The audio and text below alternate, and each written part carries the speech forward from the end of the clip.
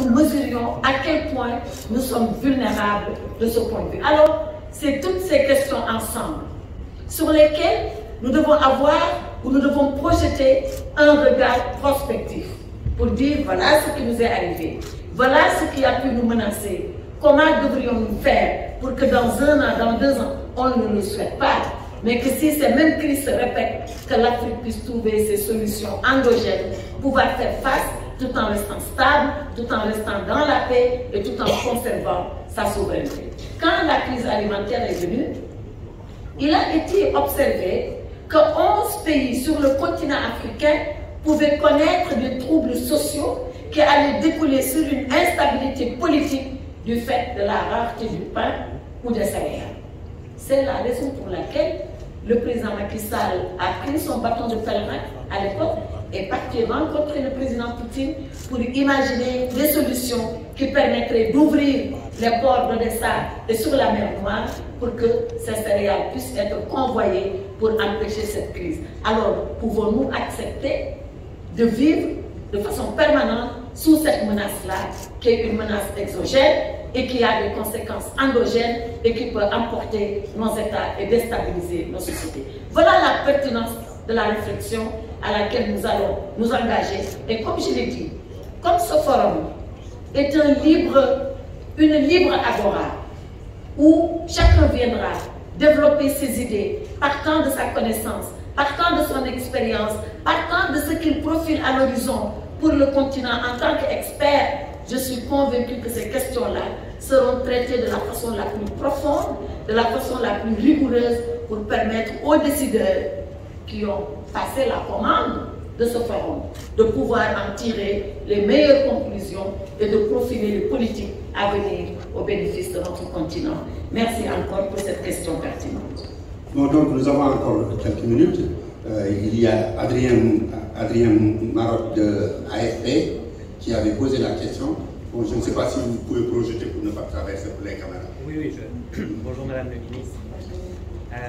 Votre homologue, le chef de la diplomatie malienne, a plaidé pour la fin des sanctions contre le Mali, arguant de ses progrès vers un retour des civils au pouvoir. Est-ce que vous considérez qu'il est temps de mettre fin à ces sanctions? Et il était aussi question d'une visite du président Macky Sall en Ukraine. Est-ce que vous avez des précisions sur la date de cette visite et de ce déplacement? Merci beaucoup. À travers vous déjà, je voudrais saluer la présence de la presse internationale, ce qui démontre encore de l'intérêt de ce forum et me satisfaire de ce qu'à chaque fois vous êtes aux côtés de vos homologues sénégalais, de vos confrères sénégalais, pour relayer et donner un écho retentissant à ce que nous sommes en train de faire. Sur la première question, effectivement, j'ai suivi mon frère Abdoulaye Diop au sortir de cette rencontre de Lomé le 6 septembre sur la transition au Mali. Je peux vous dire deux choses. La première, c'est que nous notons avec satisfaction comment le Mali est en train de tenir l'agenda de la transition pour un retour à l'ordre constitutionnel. Vous le savez, le président Macky Sall y a effectué une visite il y a 1 mois et nous avons eu une rencontre qui nous a permis d'être édifiés sur ce que la junte au pouvoir au Mali est en train de faire avec un agenda, un chronogramme pour un retour constitutionnel au Mali et ce que nous avons particulièrement apprécié. Maintenant, partant de là, c'est vrai qu'il a plaidé pour la levée totale des sanctions. Vous le savez, la CEDEAO avait eu un tableau de levée progressif. C'est un sommet des chefs d'État qui en a décidé ainsi. Peut-être qu'au prochain sommet de la CEDEAO, sous la présidence du président Oumar Sissoko Embalo, cette question pourra être reposée auprès des chefs d'État. Cela est de leur compétence souveraine. Ils apprécieront. L'essentiel pour nous, c'est que le Mali reste à nos côtés, le Mali reste dans le cadre de la CEDEAO et de l'Union africaine, et que notre volonté d'accompagner le Mali vers un retour à l'ordre constitutionnel est une volonté qui ne s'est jamais démentie au fil du temps. Est-ce que le président Macky Sall fera une visite en Ukraine? je dois recevoir dans moins d'un mois, le 2 octobre exactement, mon homologue d'Ukraine, le ministre Kouleva, qui vient à Dakar pour une visite. Et à cette occasion, nous discuterons des conditions. En tout cas, nous avons reçu une invitation au nom du président Volodymyr Zelensky à ce que le président Macky Sall, en sa qualité de président de l'Union africaine, effectue une visite. Nous allons voir dans quelles conditions et quelles circonstances organiser cette visite. Le plus important, c'est que quand le président Zelensky a voulu s'adresser au continent africain, nous l'avons organisé. Et cette rencontre par visioconférence a eu lieu.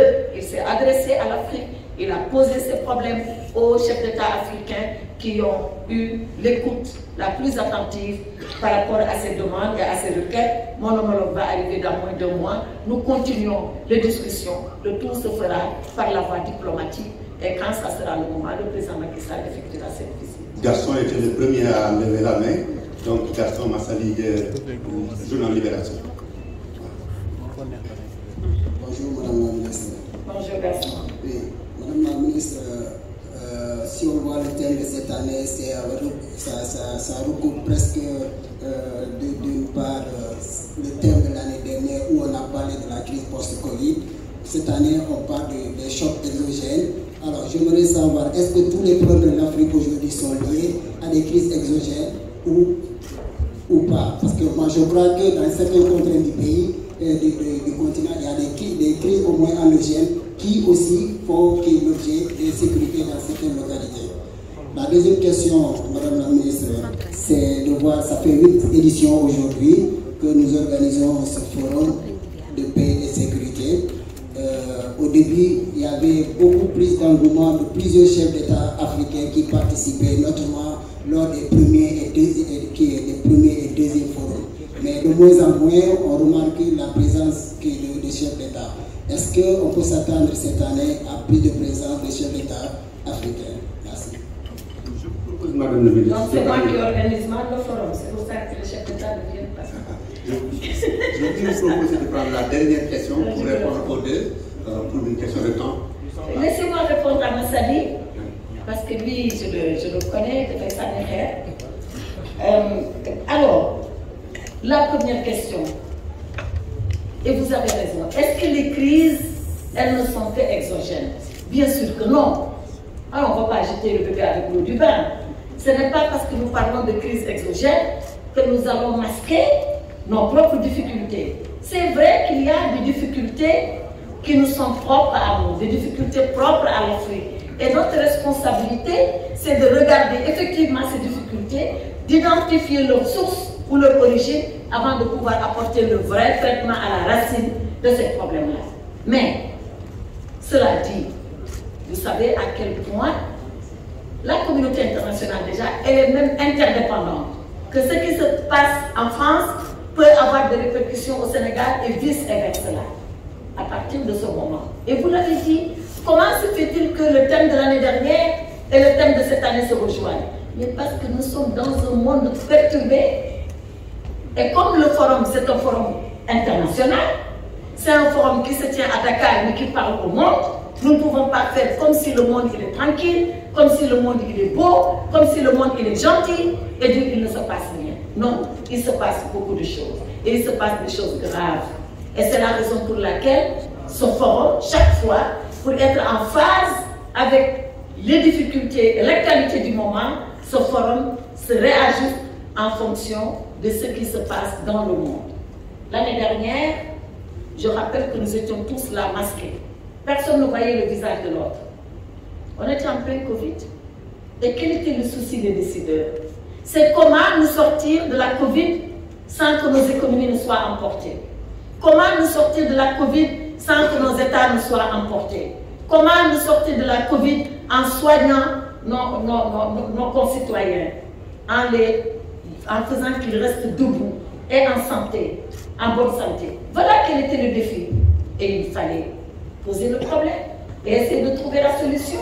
Mais qui aurait pu imaginer, pendant que l'année dernière, à ce même moment, cette même période, dans cette même salle, nous parlions masqués, que quelques mois plus tard allait arriver la crise en Ukraine.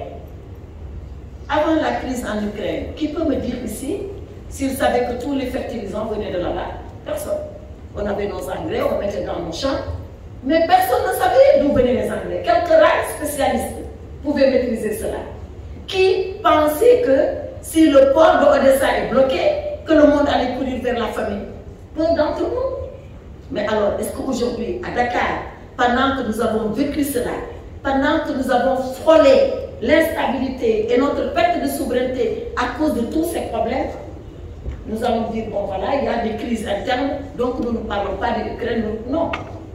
Ce forum est un forum de responsabilité, un forum international, un forum qui met le curseur sur les problèmes africains. Or, les problèmes africains, c'est les problèmes nés en Afrique et c'est les problèmes nés ailleurs qui impactent l'Afrique. Voilà ce que je voulais dire.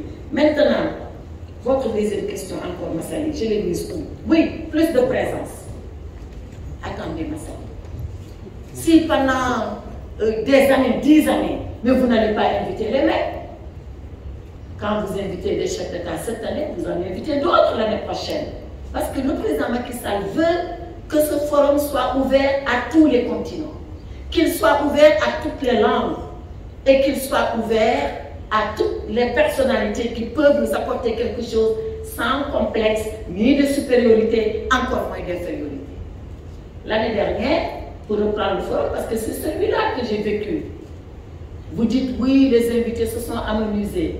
Quand sur le même présidium, nous avons le président Cyril Ramaphosa d'Afrique du Sud, nous avons le président Bazoum du Niger, nous avons le président Mbalo de Guinée-Bissau, nous avons le président du Conseil européen, Charles Michel, nous avons de grands ministres des Affaires étrangères de France, des ministres de la Défense, le sous-secrétaire de la Défense des États-Unis. C'est un petit forum pour vous?